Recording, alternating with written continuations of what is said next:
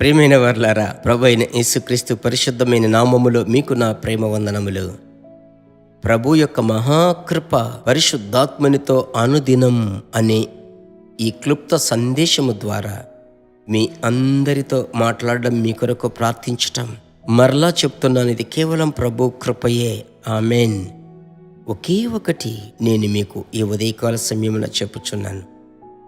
ఆయన మాటను నమ్మేవారు బ్రతుకుతారు. ఈరోజు మీకు ఆశ్చర్యమైన మాట కనిపెట్టుకుని ఉంది, సరేనా? మీ ప్రాణాత్మ శరీరము దేవుని యొక్క వాక్యమునకు అప్పగించుకునండి. ఇంత మట్టుకు నడిపించిన దేవుడు ఇక మీదట నడిపిస్తాడు. వాక్యములోనికి వెళ్ళుదాం. అపోస్తలుల కార్యములు 6వ అధ్యాయం 3వ వచనం.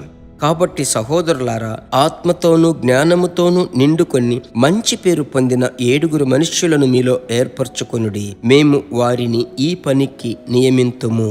అపోస్తలులు 6:3వ వచనంలో ఈ మాట ఉంది. ఎందుకు ఈ ఉదయకాల సమయమున ప్రభు ఈ మాటను మీకిస్తున్నాడు? ఆదిమ సంఘములో 6వ అధ్యాయములో మొదటి 2 వచనములలో అక్కడ ఒక సమస్య. ఆ సమస్యకు పరిష్కారం సేవకులు కలిసి అందరూ ఉమ్మడిగా తీర్మానం చేసుకుంటున్నారు. బంతి విచారించుటకు మనం వెళ్ళనక్కర్లేదు. ఆ బంతి విచారించుటకు సాధారణమైన తెలుగులో చెప్పాలంటే భోజనము వడ్డించేటువంటి ఆ పంచిపెట్టే పనికి మీరు చూశారా? పరిశుద్ధాత్మతోనూ జ్ఞానముతోనూ మంచి సాక్ష్యము కలిగి ఉండాలని అంటున్నారు. దీన్ని నేను ఎలాగూ చూస్తున్నానంటే, నా ప్రియ దేవుని బిడ్డలారా, అక్కడ ఒక గలిబిలి.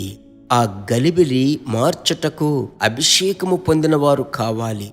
ఈరోజు మీ ఇంటిలో ఉన్న గలిబిలి, మీ తలంపులలో ఉన్న గలిబిలి, మీ హృదయములో ఉన్న గలిబిలి, మీ అంతట మీరు తెచ్చుకునే గలిబిలి ఏదైనా కావచ్చు. పరిశుద్ధాత్మునికి అసాధ్యమైనదేదీ లేదు. ఆయన ఎక్కడో అక్కడ విడుదల. చూడండి, అభిషేకము పొందిన వారిని ఏర్పాటు చేసుకుంటున్నారు. ఆ తర్వాత పరిచర్య చక్కగా వెళుతుంది. పరిశుద్ధాత్ముడే మీకు ఈ మాట ఇస్తున్నాడు. ఎలాంటి సమస్య అయినప్పటికీ ఆయనే పరిష్కారము. ఆత్మలో నింపబడి మీరు ప్రార్థించాలి. ఆయన పాదముల చెంత అప్పగించుకోవాలి. ఆయన మీ గందరగోళమును మారుస్తాడు. నేను మీకు చెబుతున్నాను, ఆత్మలో నింపబడి ప్రార్థించి ఆయన చేతికి అప్పగించండి. ఆశ్చర్యముగా ప్రభువు నడిపిస్తాడు. ప్రార్థించుదామా? ప్రభు వైపు చూసి ప్రార్థించుదాం. పరిశుద్ధ తండ్రి, ప్రియమైన యేసయ్యా, మీ బిడ్డలకు ఈ సమయమందు తలంపులలో వెంటాడుతున్న సమస్య, బిడ్డలను గురించో, ఉద్యోగం గురించో, భవిష్యత్తును గురించో, వ్యాధిని బట్టియో, లేదంటే ఆఫీసులో రెయ్యింబగల్లో ఉన్న మనో వ్యాకులత, ఈ సమస్యల చేత గలిబిలి అవుతూ ఉన్నట్లయితే, ఒకవేళ ఈ పని వదిలిపెట్టి, ఈ ఊరు వదిలిపెట్టి వెళ్ళిపోతే బాగుంటుందని సంచలపడే మీ బిడ్డలకు మీరు సహాయం చెయ్యండి. పరిశుద్ధ తలంపులను దయచేయండి. ఆ అభిషేకముతో మీ బిడ్డలను నింపండి. ఆత్మ దేవా, మీరే మీ బిడ్డలకు తోడయ్యుండి ఆశ్చర్యమైన తలుపులు తెరవబడినట్లు ప్రార్థిస్తున్నాను. ఈ ప్రార్థనకు మీరు జవాబిచ్చినందుకు కోట్ల స్తోత్రం. యేసు నామములో మంచి తండ్రి, ఆమెన్. ప్రియులారా, గలిబిలి, గందరగోళపు ఆత్మను ప్రభు చేతికి అప్పగించారు. ఇక మీదట మీరేం చేయాలి? ప్రభు మార్చాడు కాబట్టి బాగా స్తుతించాలి. దినమంతా ప్రభు కృపను ఆనుకొనండి.